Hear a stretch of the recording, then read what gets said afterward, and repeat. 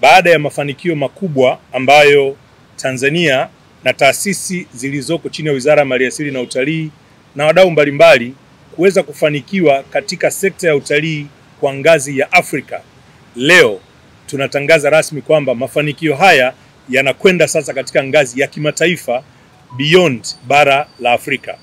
Kwamba wale washindi wote katika mabara mbalimbali wanakutanishwa pamoja na baadaye wanapatikana washindi wa dunia. Kwa Tanzania na vivutio vyake tumeingia katika kinyang'anyiro cha kupigiwa kura ili tuweze kupata ushindi wa ngazi ya dunia. World Travel Awards ni tuzo ambazo zinaandaliwa kimataifa, kwanza kutambua, kuthamini ubora, ubunifu, lakini pia na ubora wa huduma katika sekta nzima ya utalii. Sasa zinaandaliwa kidunia katika ngazi tofauti. Kuna ngazi ya Afrika ambayo mwezi wa 6 Tanzania ilishinda zaidi ya tuzo 50 zilizoshindaniwa kwa bara la Afrika na bahari ya Hindi. Sasa mashindano kama haya yanaendelea. Yamefanyika Amerika ya Kusini, yamefanyika Amerika ya Kaskazini, yanafanyika Ulaya na mabara mengine yote duniani. Halafu wale washindi wa mabara yote wanakutanishwa katika kinyang'anyiro ambacho Tanzania sasa tumechaguliwa kuwa washiriki wa tuzo hizi katika ngazi ya dunia. Ni kweli kwamba tuzo hizi zilianza mwaka 1993. Kwa wale wanaojua, hizi ndio zinaitwa Oscars za sekta ya utalii. Kwa hiyo zoezi la kupiga kura kwa Tanzania na vivutio vyake lilifunguliwa rasmi tarehe 6 mwezi wa 10 na litaendelea hadi tarehe 26 mwezi huu wa 10 mwaka 2025, na baadaye sherehe maalum ya kuwazawadia tuzo hizi kubwa zitatangazwa na wale wanao organize. Umuhimu wa Tanzania kushiriki ni pamoja na kwamba inaongeza hadhi ya nchi yetu katika medani ya sekta ya utalii duniani, lakini pia inatutambulisha kimataifa, kuleta watalii wengi zaidi, na inasisitiza juhudi za kulinda na kuhifadhi asili na urithi wa utalii na utamaduni ulioko hapa nchini Tanzania.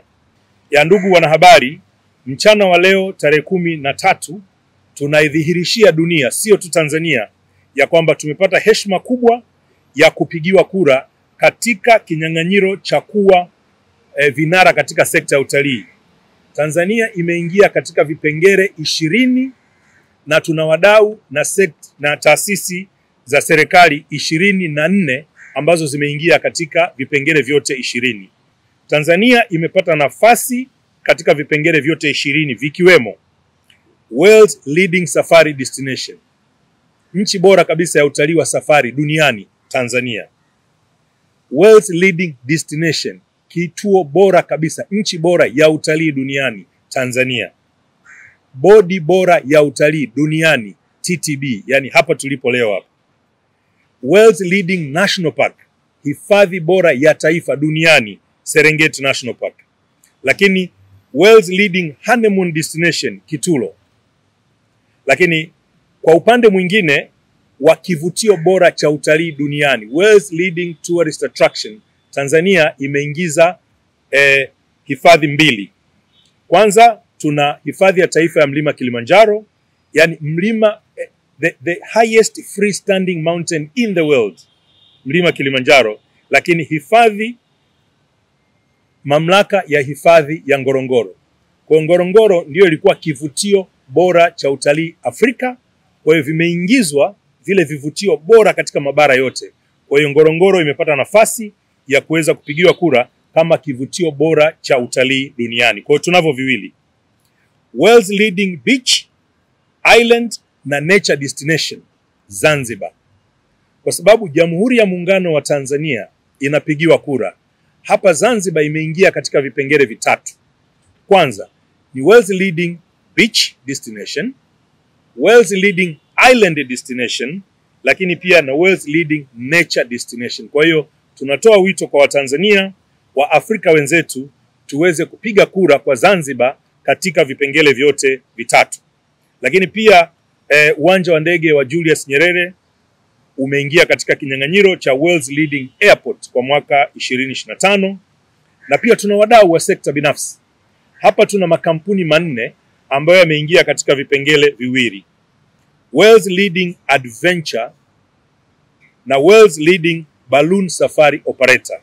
Kwa tuna Zara Tanzania Adventures, tuna Gosheni Tours, tuna Miracle Experience, lakini pia tuna Serengeti Balloon Safari.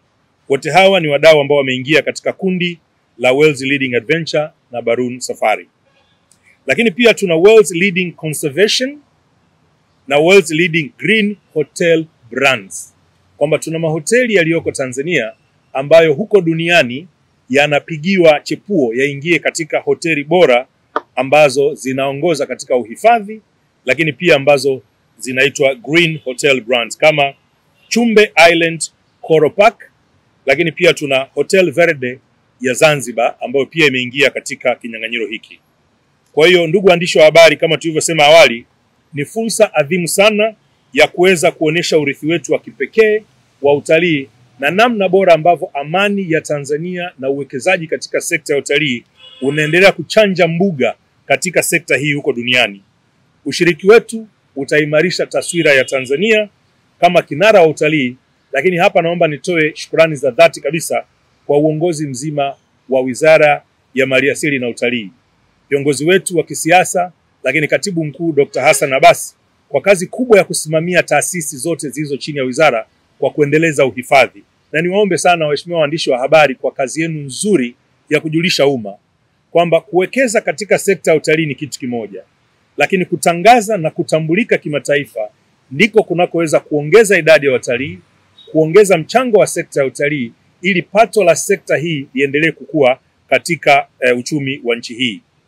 Baada ya kusema hayo, ndugu waandishi wa habari, nitoe wito sasa kwa Watanzania waendelee kupiga kura ili tuweze kushinda tuzo hizi. Kwamba kama mwaka jana tulishinda tuzo moja ya nchi bora kabisa ya utalii wa safari, katika vipengele hivi 20 tulivyovitaja hapa, ninaamini tuzo kama hizi mnazoziona hapa tukizipata kutoka ngazi ya dunia, nchi yetu ya Tanzania itaendelea kutambulika zaidi na zaidi ili tuweze kuongeza mchango wa sekta hii.